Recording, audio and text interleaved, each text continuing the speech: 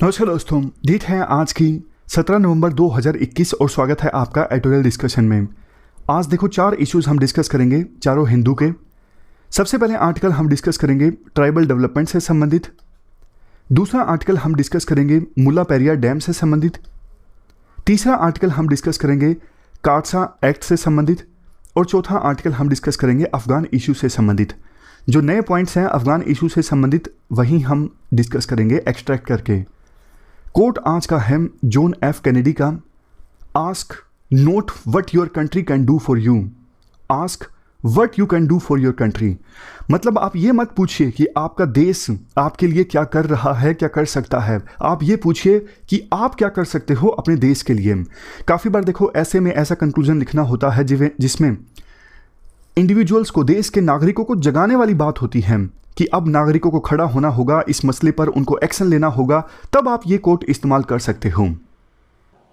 Ask not what your country can do for you, ask what you can do for your country.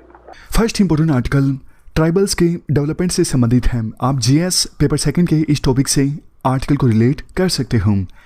देखो ये article लिखा गया है जी किशन रेड्डी के द्वारा, जो कि सेंट्रल गवर्नमेंट में मिनिस्टर हैं। वो टूरिज्म एंड कल्चरल मिनिस्ट्री के मिनिस्टर हैं और इसके साथ साथ नॉर्थ ईस्ट की डेवलपमेंट के लिए जो मिनिस्ट्री है ना, उस मिनिस्ट्री को भी जी किशन रेड्डी ही संभालते हैं। चूँकि सेंट्रल गवर्नमेंट में मिनिस्टर हैं, जाहिर तौर पर सेंट्रल गवर्नमेंट की तारीफ करेंगे कि हमने अच्छे अच्छे काम किए हैं ट्राइबल्स की डेवलपमेंट के लिए। तो वो पॉइंट्स हम यूज़ कर सकते हैं अपने आंसर्स में। देखो सरकार ने क्या किया है पर्टिकुलर इशू पर, यह हमें ज़रूर लिखना चाहिए।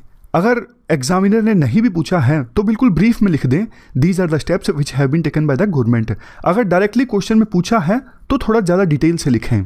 कोई भी इशू आता है, वाटर से संबंधित आता है या फिर ट्रांसजेंडर्स से संबंधित इशू पूछा जाता है, सरकार ने क्या कुछ किया है, सरकार के क्या स्टेप्स हैं, क्या पॉलिसीज़ हैं, क्या स्कीम्स हैं, उनके बारे में आप ब्रीफ में ज़रूर लिखिए। आर्टिकल की शुरुआत में एक किस्से का जिक्र किया जाता है। रामायण के अयोध्या कांड में जब भगवान राम को वनवास दिया गया था अयोध्या नगरी से, तो वो देखो गंगा रिवर के नॉर्दर्न बैंक पर पहुंचे थे श्रृंगा वीरापुरम में। तो यहाँ पर भगवान राम का स्वागत किया गया था पड़ोसी राज्य निषादा किंगडम के किंग गुहा के द्वारा। गुहा जो कि देखो ट्राइबल लीडर थे। भगवान राम ने निषादा किंगडम के लीडर गुहा को अपनी कंसाइंस के तौर पर ट्रीट किया। ट्राइबल किंग गुहा के प्लेस पर भगवान राम रात को रुके और सुबह गुहा ने भगवान राम की मदद की गंगा नदी को पार करने में। इवन देखो महाभारत में भी अर्जुन जो हैं वो नॉर्थ ईस्ट में ट्रैवल करते हैं, मिलते हैं उलूपी से। उलूपी नागा ट्राइब की प्रिंसेस हैं जिससे वो शादी करते हैं और एक सन भी पैदा होता है जिसका नाम है इरवन। रामायण और महाभारत में अनेकों ऐसे एग्जाम्पल्स मिलते हैं कि कैसे पहले सिटी डिवेलर्स यानी शहरों में रहने वाले लोग और फॉरेस्ट में रहने वाले लोग, फॉरेस्ट डिवेलर्स, आपस में एक साथ मिल के रहते थे, कोएग्जिस्ट करते थे, दोनों का एक दूसरे के प्रति सम्मान था। लेकिन देखो फिर ब्रिटिश राज आता है।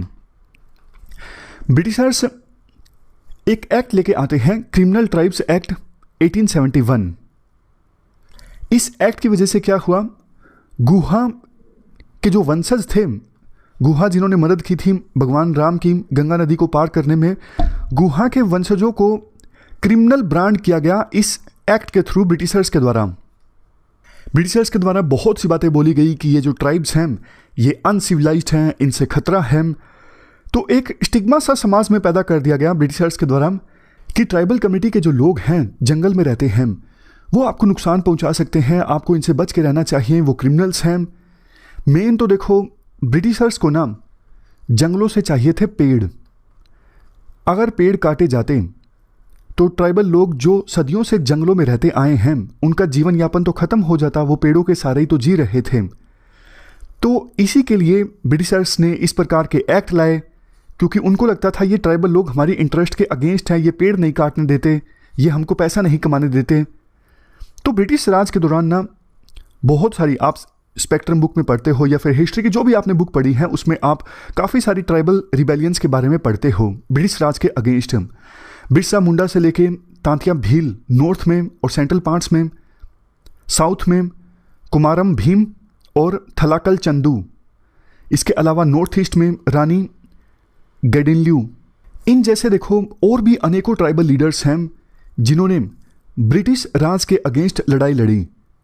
बट देखो चिंता की बात पता है क्या है, कुछ ट्राइबल लीडर्स ऐसे हैं आज़ादी में उनके योगदान को रिकॉग्नाइज किया गया है सरकार के द्वारा, लेकिन अभी भी बहुत सारे ऐसे ट्राइबल लीडर्स हैं जिन्होंने ब्रिटिश राज के अगेंस्ट लड़ाई लड़ी, लेकिन आज़ादी में उनके कंट्रीब्यूशन को ना तो अप्रिशिएट किया गया है और ना ही रिकॉग्नाइज किया गया है। इस दिशा में अब सेंट्रल गवर्नमेंट ने एक प्रयास किया है। 15 नवंबर का जो दिन है, इस दिन भगवान बिरसा मुंडा का जन्म दिवस होता है, तो इसे जनजातीय गौरव दिवस के रूप में ऑब्जर्व किया जाएगा, ताकि अलग अलग ट्राइबल कम्युनिटीज से जो फाइटर्स हैं जिन्होंने इंडिया के लिए आज़ादी की लड़ाई लड़ी, उनको रिकॉग्निशन मिल सके। इससे देखो एक फ़ायदा ये भी होगा, हमारे देश में एसटीज़ में जो 705 ट्राइबल कम्युनिटीज़ आती हैं, इनकी पॉपुलेशन देश की टोटल पॉपुलेशन का है 10%। तो ट्राइबल कम्युनिटीज़ की जो विरासत है, कल्चर है, वैल्यूज़ हैं, उन्हें प्रोटेक्ट किया जा सकेगा। इसके साथ साथ देश के दूसरे लोगों को भी जानने को मिलेगा हमारे देश के ट्राइबल कल्चर के बारे में। आज़ादी के बाद से ही प्रयास तो हुए हैं ट्राइबल्स की सोशल, पॉलिटिकल और इकोनॉमिक कंडीशंस सुधारने के लिए। रिजर्वेशन दिया गया है एसटीज़ को, आपको पता है। मिनिस्ट्रियल लेवल पर ज़्यादा ट्राइबल रिप्रेजेंटेशन नहीं रही है, लेकिन मतलब पार्लियामेंट में रिजर्वेशन के कारण एसटीज़ चुन के तो आ जाते हैं, लेकिन फिर उनको विभिन्न सरकारों के द्वारा मिनिस्टर नहीं बनाया गया है, कैबिनेट में शामिल नहीं किया गया है ज़्यादा। लेकिन फिर राइटर जो कि अभी सेंट्रल गवर्नमेंट में मिनिस्टर हैं, वो अपनी सरकार की तारीफ़ करते हैं कि देखो हाल ही में प्रधानमंत्री मोदी ने जो यूनियन काउंसिल ऑफ मिनिस्टर्स को एक्सपेंड किया, इसमें शेड्यूल्ड ट्राइब्स के 8 मिनिस्टर्स को शामिल किया गया है। ये जो 8 मिनिस्टर्स हैं शेड्यूल्ड ट्राइब के, ये अलग अलग ट्राइब्स के हैं, जैसे गोंड, सेंट्रल, मिजी, मुंडा, टी ट्राइब, कोकाना और सोनोवल कचारी कम्युनिटीज़। इवन आज के समय में यूनियन कैबिनेट में 3 मिनिस्टर्स ऐसे हैं जो कि अलग अलग ट्राइबल कम्युनिटी से संबंध रखते हैं। इसके बाद राइटर बोलते हैं कि जब यूपीए की सरकार थी तो उस समय रिप्रेजेंटेशन कम थी। अरे भैया, हमें पॉलिटिक्स नहीं चाहिए, हमारे आंसर्स के लिए काम की नहीं है।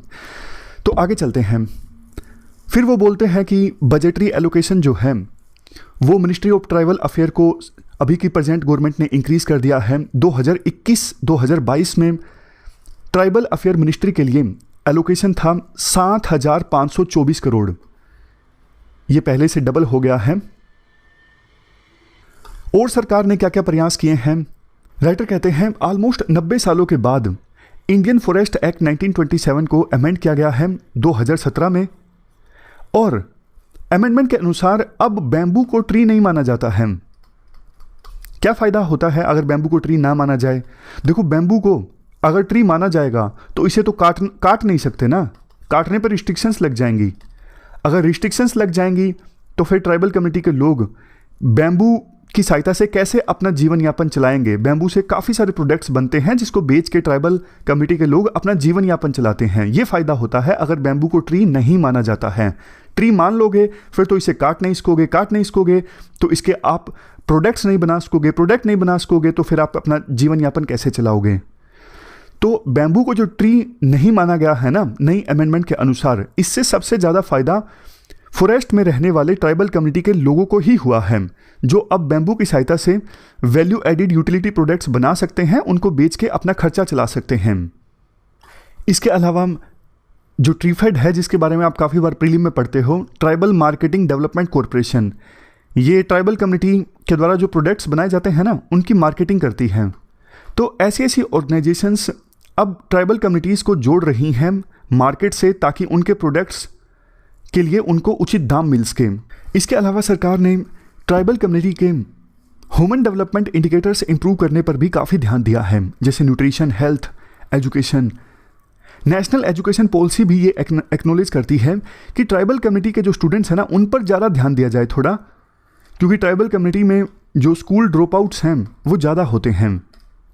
नेशनल एजुकेशन पॉलिसी ये भी बोलती है एटलीस्ट क्लास 5 तक जो मीडियम ऑफ इंस्ट्रक्शन है वो लोकल लैंग्वेज या फिर मदर टंग लैंग्वेज होनी चाहिए।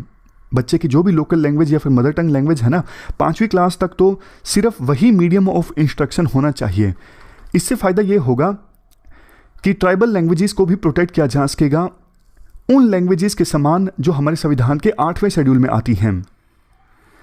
ट्राइबल कम्युनिटी के स्टूडेंट्स के लिए स्कूल है special Eklavya model residential school. पहले कम हुआ करते थे, अब संख्या ज़्यादा हो गई है। राइटर कहते हैं पहले यूपीए के दौरान इनकी संख्या 90 थी, अब बढ़ के 772 हो गई हैं।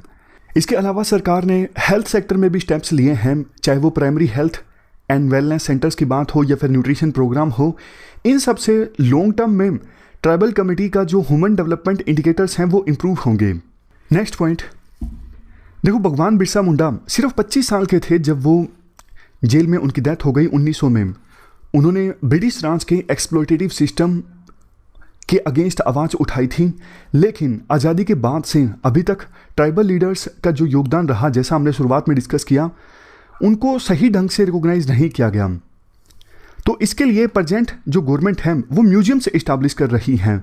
10 tribal freedom fighter museum establish किए जा रहे हैं।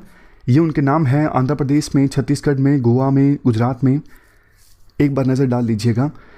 तो 200 ट्राइबल फ्रीडम फाइटर्स हैं जिन्होंने अलग अलग 85 रिवोल्ट्स और अपराइजिंग्स में पार्टिसिपेट किया। उनके योगदान को रिकॉग्नाइज किया जा रहा है ये म्यूजियम्स इस्टाब्लिश करके। तो ये कल्चर की डायमेंशन है। लास्ट में कंक्लूजन में राइटर बोलते हैं, देखो 15 नवंबर का दिन जो जनजातीय गौरव दिवस के रूप में ऑब्जर्व किया जाएगा, ये ट्राइबल कम्युनिटी से जुड़े जो स्टेक होल्डर्स हैं उनको इंटीग्रेट करेगा। ट्राइबल कम्युनिटी का जो कंट्रीब्यूशन रहा देश की आज़ादी में, देश की डेवलपमेंट में, उनकी विरासत, उनकी प्रैक्टिसेस, उनके ट्रेडिशन, उन सब पर डिस्कशन होगी इस दिन को। तो लोग जो हैं वो और ज़्यादा जानेंगे ट्राइबल कम्युनिटी के बारे में, और जो सिचुएशन ब्रिटिश राज से पहले थी वो सिचुएशन फिर से आएगी। राइटर तो इवन राम राज्य की बात भी कर देते हैं। वो बोलते हैं राम राज्य जैसी सिचुएशन लानी है जहाँ पर गुहा जैसे जो ट्राइबल लीडर्स हैं उनका सम्मान होगा, उनकी कल्चरल डाइवर्सिटी जो है उनकी रिस्पेक्ट की जाएगी और उनके कंट्रीब्यूशन को भी रिकॉग्नाइज किया जाएगा। तो ये पूरा आर्टिकल हमने डिस्कस किया ट्राइबल कम्युनिटी से संबंधित। चलते हैं आगे। इसके बाद नेक्स्ट आर्टिकल मुल्ला पेरियार डैम से संबंधित है। आप जीएस पेपर सेकंड के इस टॉपिक से आर्टिकल को रिलेट कर सकते हो। पहले देखो पूरे इशू का थोड़ा बैकग्राउंड जान लेते हैं। जो मुल्ला पेरियार डैम है ना वो 126 साल पुराना है। कहाँ पर है? केरला के इडुक्की डिस्ट्रिक्ट में। अगर देखो ये मुल्ला पेरियार डैम केरला के इडुक्की डिस्ट्रिक्ट में है तो फिर तमिलनाडु का क्या लेना देना? ये लोकेशन है मुल्ला पेरियार डैम की, ये केरला में है। तमिलनाडु इसको लेके हमेशा क्यों शिकायती रवैया अपनाता है? एक्चुअली तमिलनाडु के स्टेट्स इन्वॉल्व हैं। देखो ये जो तमिलनाडु के डिस्ट्रिक्ट्स है ना, यहाँ पर वेगई रिवर में पानी आता है मुल्ला पेरियार डैम से। वेगई रिवर जो है जिसके किनारे पर मदुरई है, वेगई रिवर का जो कैचमेंट एरिया है आज के समय में बहुत कम हो चुका है। मतलब पहले जितना पानी हुआ करता था उसके कंपैरिजन में अभी सिर्फ 20% पानी है वेगई रिवर में। तो इसलिए तमिलनाडु के इन डिस्ट्रिक्ट्स को पानी की आवश्यकता होती है पीने के लिए और दूसरे पर्पजेस के लिए। तो इस डैम से वेगई रिवर में पानी ट्रांसफ़र होता है। तो डैम में अगर पानी का लेवल ज़्यादा रहेगा तो इसका मतलब वेगई रिवर में पानी ज़्यादा आएगा, वेगई रिवर और उसकी ट्रिब्यूटरीज जो भी हैं।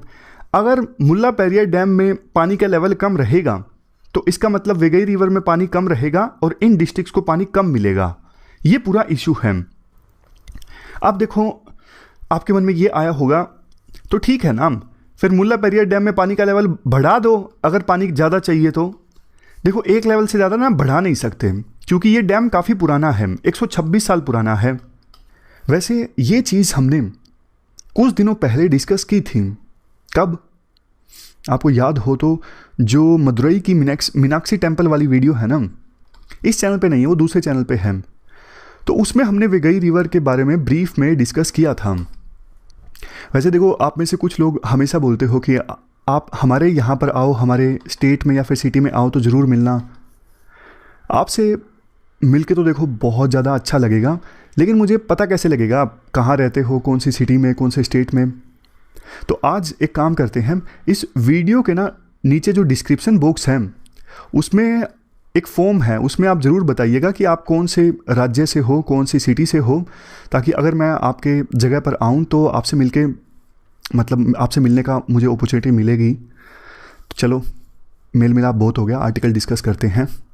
1886 में उस समय ट्रेवनकोर, जो कि एक प्रिंसली स्टेट हुआ करता था, ट्रेवनकोर प्रिंसली स्टेट ने ब्रिटिश गवर्नमेंट को लीज पर दे दिया था ये डैम ऑपरेट करने के लिए 999 सालों के लिए। तो अब देखो इतना पुराना डैम है ना, सिक्योरिटी रिलेटेड कंसर्न्स हैं। केरला को ये लगता है अगर डैम में पानी का लेवल इंक्रीज किया गया ना तो डैम टूट जाएगा और हमारे आसपास के जो जगह हैं, पूरे जंगल हैं, जिले हैं, वो पानी में सबमर्ज हो जाएंगे। सेफ्टी रिलेटेड कंसर्न्स हैं केरला के। केरला कहता है कि भैया तुम्हारा क्या जाएगा, तबाही तो हमारे यहाँ बचेगी ना अगर पानी का लेवल हम इंक्रीज करते हैं। तमिलनाडु ये बोलता है अरे डरो मत, हम मजबूत कर रहे हैं डैम को, पानी हमें चाहिए, आप इंक्रीज करने दो, कुछ नहीं होगा। तो ये फंडामेंटल है, मतलब बेसिक है पूरे विवाद का। अब देखो इसमें काफ़ी सारी डिटेल्स भी हैं। डिटेल्स जैसे कि 1990s में, मिड 1990s में सबसे पहले ये कंसर्न निकल के आया था कि केरला ने डैम में वाटर का लेवल जो पहले 152 फीट हुआ करता था उसे घटा के 136 फीट कर दिया। तो तमिलनाडु ये मांग करने लगा कि पहले जो 152 फीट वाटर लेवल हुआ करता था आप उतना ही कर दीजिए, हम डैम को मजबूत बना देंगे। तो मामला पहुंचा सुप्रीम कोर्ट के पास। सुप्रीम कोर्ट ने फरवरी 2006 में आदेश दिया कि 152 नहीं तो कम से कम इस डैम में पानी का लेवल 142 फीट तक इंक्रीज कर दो। और तमिलनाडु को आदेश दिया सुप्रीम कोर्ट ने, आप जो बचा हुआ काम है सेफ्टी रिलेटेड उसे कंप्लीट कीजिए ताकि डैम की सेफ्टी को सुनिश्चित किया जा सके। लेकिन इसके जवाब में मार्च 2006 में केरला ने ना एक एक्ट लागू कर दिया जिसके तहत इस डैम में पानी के लेवल को 136 फीट से ऊपर इंक्रीज नहीं किया जा सकता। सुप्रीम कोर्ट की जजमेंट को नलीफाई करने के लिए केरला असेंबली ने यह कानून पास किया। लेकिन इसके जवाब में सुप्रीम कोर्ट ने यह कहा केरला सरकार का ये जो कानून है ये गलत है, अनकॉन्स्टिट्यूशनल है और हमारा आदेश बिल्कुल ठीक है, पानी का जो लेवल है वो इंक्रीज कर दिया जाए 142 फीट तक। लेकिन इस बार सुप्रीम कोर्ट ने ना काफ़ी सारी स्टडीज़ का भी हवाला दिया। सुप्रीम कोर्ट ने कहा Central Water Agency and Power Research Station and Bhabha Atomic Research Centre, इन सब इंस्टीट्यूट्स की जो स्टडीज़ है ना उनके बेस पे सुप्रीम कोर्ट ने कहा कि पानी का लेवल जो है वो इंक्रीज किया जा सकता है। इसके बाद क्या हुआ, 2014 के बाद 2014 जुलाई से लेकर मार्च 2018 के बीच में सेंट्रल गवर्नमेंट ने भी प्रयास किया कि मुल्लापेरियार डैम को लेकर जो इशू है तमिलनाडु और केरला के बीच में इसको सुलझाया जा सके। इसके लिए सेंट्रल गवर्नमेंट ने एक सुपरवाइजरी कमेटी गठित की जो कि देखो डैम को समय समय पर इंस्पेक्ट करती रहती है, डैम की सेफ्टी रिलेटेड इश्यूज़ पर नज़र रखती है और रिकमेंडेशंस देती है क्या करना चाहिए डैम की सेफ्टी को सुनिश्चित करने के लिए। सेंट्रल गवर्नमेंट ने इसके अलावा एक सब कमेटी भी गठित की नेशनल डिजास्टर मैनेजमेंट अथॉरिटी की अध्यक्षता में, मतलब इनके अंतर्गत। ये सब कमेटी क्या काम करती है, अगर देखो भगवान ना करे डिजास्टर हो भी जाता है तो उसके लिए केरला में क्या तैयारियां हैं डिजास्टर से निपटने के लिए, कितनी प्रिपरेशन है, उन प्रिपरेशन को मॉनिटर करती है ये sub committee national disaster management authority के अंतर्गत। तो ये सेंट्रल गवर्नमेंट ने अपनी तरफ से प्रयास किया, 2 कमेटीज गठित की ताकि दोनों स्टेट्स के बीच मुल्लापेरियार डैम को लेकर जो विवाद है उसे सुलझाया जा सके। लेकिन देखो कंट्रोवर्सी दबने का नाम नहीं ले रही है। 1 महीने पहले क्या हुआ, केरला में आपको पता है फ्लड्स आई हैं ज़बरदस्त, बहुत बड़ी संख्या में लैंडस्लाइड्स की घटना भी सामने आई हैं। तो डैम की सेफ्टी को लेकर फिर से केरला कंसर्न है। इस वजह से केरला की सरकार ने क्या किया, डैम के जो स्पिलवे गेट्स हैं, मान लीजिए डैम है, ये रिजर्वर है, नीचे गेट्स हैं, गेट्स को ओपन कर दिया। तो इसका मतलब तो ये हुआ ना रिजर्वर में पानी का लेवल और भी ज़्यादा कम हो जाएगा, क्योंकि जो एक्सेस में वाटर था वो डैम से निकाल दिया गया, वो आगे नदी में चला जाएगा, रिजर्वर में पानी का लेवल कम हो जाएगा और रिजर्वर में पानी का लेवल कम हो जाएगा मतलब तमिलनाडु को कम पानी मिलेगा। तो इससे तमिलनाडु की जो सरकार है वो नाराज़ हो गई है। उन्होंने कहा है कि अब तो हमें और भी कम पानी मिलेगा। यहाँ पर देखो एक और डायमेंशन ये है, अब देखो ये जो मुल्ला पेरियार डैम है ना, है केरला में, लेकिन इसे ऑपरेट किया जाता है तमिलनाडु के द्वारा। बट अब डैम के आसपास मान लीजिए पेड़ हैं, सेफ्टी मजबूत करने के लिए पेड़ों को काटना जरूरी है। तो ना तमिलनाडु की सरकार ने परमिशन मांगी केरला से कि भैया हमें डैम की मजबूती के लिए इन 15 पेड़ों को काटना जरूरी है। तो केरला के जो चीफ वार्डन हैं, चीफ वाइल्ड लाइफ वार्डन, इन्होंने पहले तो अनुमति दे दी थी कि हाँ आप 15 पेड़ों को काट लीजिए।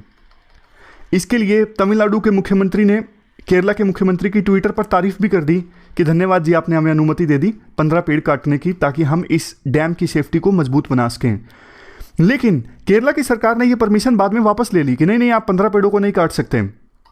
केरला की सरकार ने कहा कि हमें तो पता भी नहीं था कि केरला के जो चीफ वाइल्ड लाइफ वार्डन है उन्होंने ये अनुमति आपको दे दी। तो उन्होंने मना कर दिया कि नहीं, आप पेड़ अब नहीं काट सकते। और ये जो ऑफिसर थे केरला के चीफ वाइल्ड लाइफ वार्डन, इनको घर भेज दिया गया कि आप कुछ दिन अपने घर बिताइए, मतलब सस्पेंड कर दिया गया। तो अब देखो 13 नवंबर को सुप्रीम कोर्ट इस मामले की सुनवाई करेगा। देखना ये होगा कि क्या जवाब दिया जाता है तमिलनाडु के द्वारा और केरला के द्वारा इस केस में।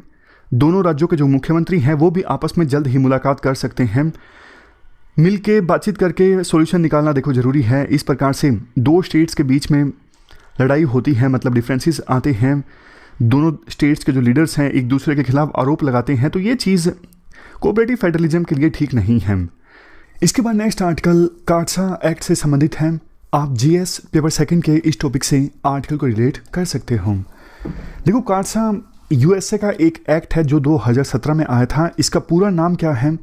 इसका पूरा नाम है countering America's adversaries through sanctions act. इस एक्ट में प्रोविजन ये है कि वो देश जो यूएसए के एनिमी कंट्रीज जैसे रसिया, नॉर्थ कोरिया, ईरान, अगर इनसे डिफेंस रिलेशनशिप रखते हैं ना, जैसे कि मान लीजिए मिलिट्री इक्विपमेंट्स सिग्निफिकेंट मात्रा में इंपोर्ट करते हैं, तो उन देशों के अगेंस्ट सैंक्शंस यूएसए के द्वारा लगाए जा सकते हैं। जैसे टर्की ने रशिया से S-400 missile defence system purchase किया तो टर्की के ऊपर सैंक्शंस लगा दिए गए। चाइना के ऊपर भी सैंक्शंस लगा दिए गए इसी कारण से, क्योंकि चाइना ने रशिया से मिलिट्री इक्विपमेंट्स इंपोर्ट किए थे। अब बारी है इंडिया की। इंडिया कहता है कि आप हमारे ऊपर सैंक्शंस मत लगाइए, हम तो आपके दोस्त हैं, हमें वेवर दे दीजिए इस एक्ट से। तो कई समय से, कई सालों से बात चल रही थी, क्योंकि देखो S-400 missile defence system purchase करने के लिए ना एग्रीमेंट तो पहले ही हो गया था साइन इंडिया और रशिया के बीच है। अब दिक्कत यह है, अब डिलीवरी स्टार्ट हो गई है। तो डिलीवरी अब जब होगी तो एक्चुअल में वो टाइम आ गया है जब या तो यूएसए सैंक्शंस लगाएगा या फिर नहीं लगाएगा। जब देखो यूएसए ने ये बोला था कि आप ईरान से ऑयल परचेज करना बंद कीजिए, अदरवाइज आपके ऊपर सैंक्शंस लगा देंगे, तो सरकार ने ईरान से ऑयल इंपोर्ट करना कम कर दिया बहुत ज़्यादा।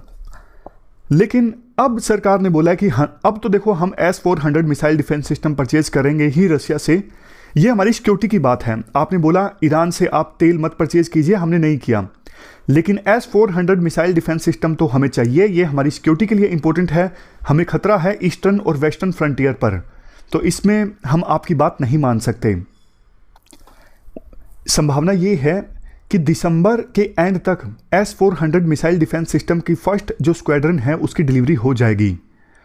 अब देखो वैसे यूएसए चाहे तो इंडिया को वेवर दे सकता है, क्योंकि यूएसए की जो कांग्रेस है ना, कांग्रेस ने यूएसए के प्रेसिडेंट को पावर्स दी हैं, आप यूएसए के इंटरेस्ट में किसी भी देश को वेवर दे सकते हो काटसा एक्ट से। अगर सामने वाला देश मान लीजिए ये भरोसा दिलाता है कि हम नियर फ्यूचर में रशिया के ऊपर जो अपनी डिपेंडेंसी है वेपन्स के लिए वो कम करेंगे, तो फिर यूएसए इंडिया को वेवर दे सकता है। आर्टिकल में ये कहा जाता है, बात देखो इस बार के वेवर की नहीं है, बात यह है कि इंडिया को यह बोलना चाहिए आप इस एक्ट से ही हमें एग्जम्पशन दे दो। ये जो एक्ट है वो हम पे नहीं लागू होना चाहिए, क्योंकि इंडिया जो है वो एक इंपॉर्टेंट पार्टनर है यूएसए का। क्वाड में भी इंडिया और यूएसए साथ साथ हैं, तो ये जो कानून है वही गलत है, ये इंटरनेशनल रूल बेस्ड ऑर्डर के अगेंस्ट है। मतलब ये क्या बात हुई, आप तो अपनी मनमानी कर रहे हो ना कि जो आपके दुश्मन देश है उससे आप हथियार नहीं खरीद सकते। भैया आपका जो दुश्मन है वो किसी दूसरे देश का दोस्त भी तो हो सकता है ना। रशिया यूएसए का दुश्मन है, इंडिया का दुश्मन थोड़ी ना है। तो इंडिया अपनी दोस्ती कैसे तोड़ दे रशिया के साथ यूएसए के लिए? तो ये तो यूएसए का जो एक्ट है ये इंटरनेशनल रूल बेस्ड ऑर्डर के अगेंस्ट है। यूएसए अपनी मनमानी कर रहा है इस एक्ट की सहायता से। तो इंडिया को इस एक्ट के अगेंस्ट ही आवाज उठानी चाहिए। टाइटल भी तो यही है आर्टिकल का, for more than a waiver, मतलब एक बार की वेवर से ज्यादा इंडिया को डिमांड करनी चाहिए। अगर देखो इंडिया यूएसए के कहने पर रशिया से ये S-400 मिसाइल डिफेंस सिस्टम ना परचेज करे तो रशिया नाराज हो जाएगा कि भैया आपने तो हमें छोड़ दिया यूएसए की दोस्ती के लिए। तो इंडिया बायलैटरल डिस्प्यूट में नहीं बढ़ना चाहता, तो इंडिया को यूएसए को बोलना चाहिए ये पूरा कानून जो है वो आप ऑल टुगेदर अबेंडन कर दीजिए, छोड़ दीजिए। तो ये हमने पूरा इशू डिस्कस किया। अब हम आगे चलते हैं अफगान इशू पर। देखो अभी ना अफगान इशू पर कई सारे जो स्टेक होल्डर्स हैं ना डायलेमा फेस कर रहे हैं, मतलब क्या किया जाए, कंफ्यूजन है उनको, उनका स्टेप क्या होना चाहिए। सबसे पहले इंडिया के डायलेमा की बात की जाती है। देखो आज के समय में इंडिया को तालिबान के साथ एंगेज करना जरूरी है, इसमें कोई डाउट नहीं है। इंडिया ने 2 बार डायरेक्ट प्रयास किया, हो सकता है कि बैक चैनल से बातचीत तालिबान के साथ चल भी रही हो।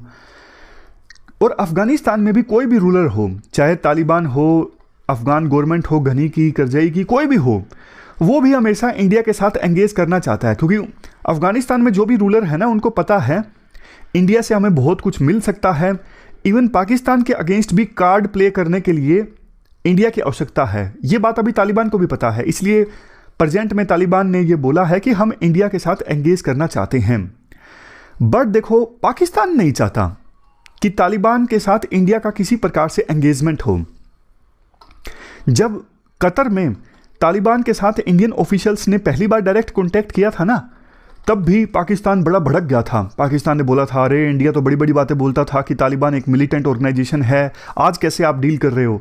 मतलब पाकिस्तान सकपका गया था जब इंडिया ने तालिबान के साथ डायरेक्ट एंगेज किया था। पाकिस्तान बिल्कुल नहीं चाहता कि तालिबान के साथ इंडिया का किसी प्रकार से कोई भी रिलेशन हो। तो आने वाले समय में ना एक चीज़ ये देखने को मिलेगी, अगर इंडिया का तालिबान के साथ एंगेजमेंट होता है ना तो जम्मू एंड कश्मीर में टेररिज्म को पाकिस्तान और ज़्यादा बढ़ावा देगा।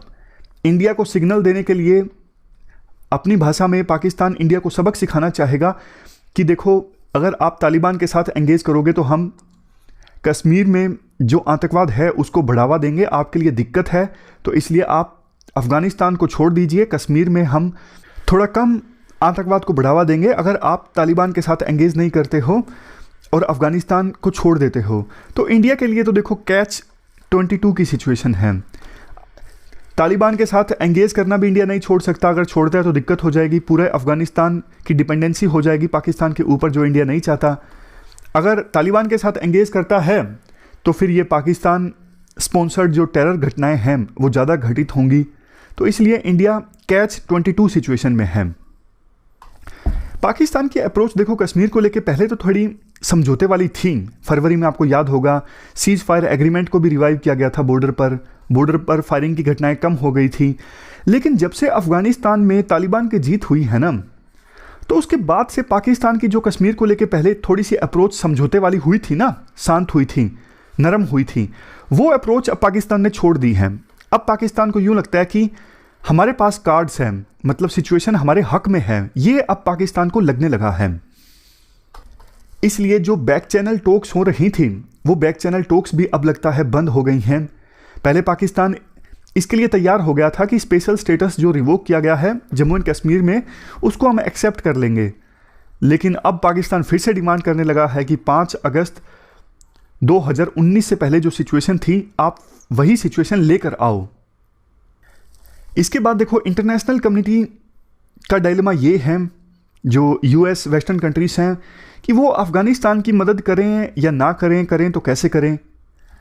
देखो पाकिस्तान हमेशा से ना ये बोलता आया है कि यूएसए, मतलब अफगानिस्तान के अंदर तालिबान और पाकिस्तान के अंदर कुछ लोग हमेशा से ये बोलते आए हैं कि यूएसए जो आया अफगानिस्तान में, तो यूएसए कॉलोनाइजर पावर थी। जैसे यूके ने हमारे ऊपर राज किया ना 200 साल तक, वैसे ही यूएसए ने 20 साल तक अफगानिस्तान के ऊपर राज किया, कॉलोनाइजर पावर थी यूएसए, ऐसा बोलते हैं तालिबान के लोग और पाकिस्तान के लोग। अगर अब यूएसए मदद करता है अफगानिस्तान के लोगों की, तो ये जॉब ना, अफगानिस्तान के लोगों की मदद करना वेस्टर्न पावर्स के लिए ये थैंकलेस जॉब होगी। थैंकलेस जॉब समझते हो ना, मतलब आप बहुत कुछ कर रहे हो फिर भी सामने वाला इसे रिकॉग्नाइज ही नहीं कर रहा है, बल्कि आपकी अच्छी चीज़ों को इग्नोर किया जा रहा है कि हाँ तुम तो मदद करोगे ही, ग्रांटेड ले लेना। कई सारे आपके दोस्त होंगे जिनकी मदद आपने की होगी, वो आपको ग्रांटेड ले लेते हैं। खैर ये तो दोस्तों का काम होता है, लेकिन बात ये है वेस्टर्न पावर्स इसलिए अभी अफगानिस्तान की मदद नहीं करना चाहते। वो कहते हैं कि हमारे ऊपर जो ये टैग है ना कि हम कॉलोनाइजर पावर थे, वो टैग तो हमारे ऊपर हटेगा नहीं, तो मदद करके फ़ायदा भी क्या। लेकिन अगर मदद नहीं करेंगे तो अफगानिस्तान के लोग बेचारे बहुत ज़्यादा ह्यूमैनिटेरियन क्राइसिस का सामना कर रहे हैं, खाने के लिए उनके पास फूड ग्रेन्स नहीं है। तो वेस्टर्न कंट्रीज भी कैच 22 की सिचुएशन में है। अफगानिस्तान के लोगों की मदद की जाए ना की जाए, की जाए तो कैसे की जाए। ये जो देश है ना, चाइना, रशिया, ईरान, ये देखो मदद नहीं करते हैं, ज़्यादा बोलते बोलते हैं। एक बात याद रखिएगा, मदद सिर्फ ज़्यादा वेस्टर्न कंट्रीज ही करते हैं। चाइना का इतना दिल नहीं है, चाइना थोड़े बहुत पैसे देता भी है ना तो वो लोन के तौर पे देता है। चाइना की जो मदद है ना, चाहे वो अफगानिस्तान को हो या फिर किसी भी देश के हो, वेस्टर्न कंट्रीज़ के मदद के मामले में ना बिल्कुल चिंदी होती है। अगर इतनी वेस्टर्न कंट्रीज़ की मदद है तो चाइना इतनी सी मदद करता है, और वो भी कभी कभार सिर्फ लोन दे देता है। तो ये बात पता है विभिन्न देशों को कि मदद तो करते हैं तो सिर्फ वेस्टर्न कंट्रीज़ करते हैं ज़्यादा। तो यूं भी लगता है वेस्टर्न कंट्रीज़ को ऐसा ना हो जाए कि मदद हम करें और ये रशिया, चाइना, पाकिस्तान, ईरान जैसे देश ये मजे लें। मतलब पैसे तो ये देते नहीं हैं, जबकि अपने रिलेशनशिप इन्होंने तालिबान के साथ ठीक कर लिए हैं, अपना इन्फ्लुएंस इन्होंने इंक्रीज कर लिया है, और मदद हम कर रहे हैं। इसलिए भी वेस्टर्न कंट्रीज अब ज़्यादा अफगानिस्तान की मदद नहीं करना चाहते। तो ये हमने पूरा आर्टिकल डिस्कस किया अफगान इशू से संबंधित। ये थी हमारी आज की डिस्कशन। फिलहाल इस डिस्कशन में इतना ही है। Thank you very much for discussion.